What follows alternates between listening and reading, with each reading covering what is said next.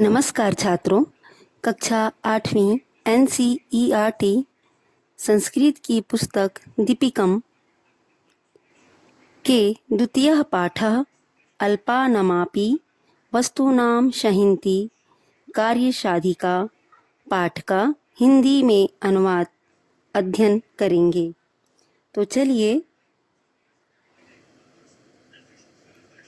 अतो अधुना अस्माभिः धैर्यमवलम्ब्य प्रतीकारश्चित्यां प्रियमित्राणि लघूनाम् अपि वस्तूनां सहन्ति कार्यसाधिका भवति इति नीतिवचनं लोकसिद्धम्।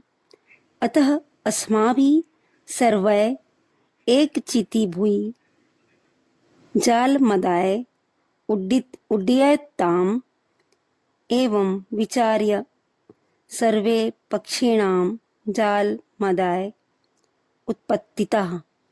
अर्थात इसलिए अब हमारे द्वारा धैर्य का आश्रय लेकर उपाय सोचना चाहिए। प्रिय मित्रों, छोटी वस्तुओं को एकत्र करने से कार्य सिद्ध होता है। यह नीति वचन लोक प्रसिद्ध है।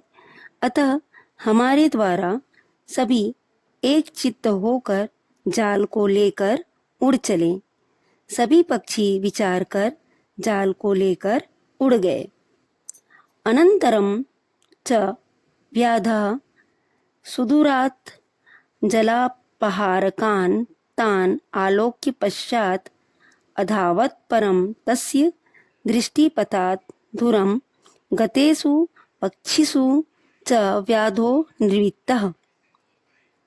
अथ व्याधं निर्वृत्तां दृष्ट्वा कपोताः उक्तवन्तः, स्वामिन् कमिदानीं कर्तुम् उचितम्।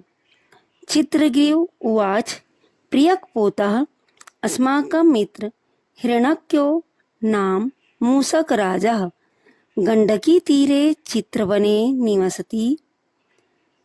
सोऽस्माकं पशान् दन्तबलेन छेत्स्यति। एतत् आलोच्य सर्वे हिरण्यकस्य विवरसमीपं गतः। हिरण्यकश्यप सर्वदा अनिष्टशङ्कया शतद्वारं विवरं कृत्वा निवसति। ततो हिरण्यकः कपोताम् अवपातभयात् चकितस्तूष्णी स्थितः। चित्रग्रीव उवाच, सखे हिरण्यक, किम् अस्माभिः सह न सम्भाषसे? ततो हिरण्यक स्तद्वचनं प्रत्याभिव्याय आनन्देन त्वरया बहिः निःसृत्य अवतीत, आ पुण्यवान् अस्मि मम प्रियसुहृत् चित्रग्रीव समायाता। अर्थात इसके कुछ कठिन शब्द हैं जिसका शब्दार्थ अवलंब का मतलब आश्रित होकर, प्रतिकार, उपाय, चिंत्यताम चिंतन करना चाहिए।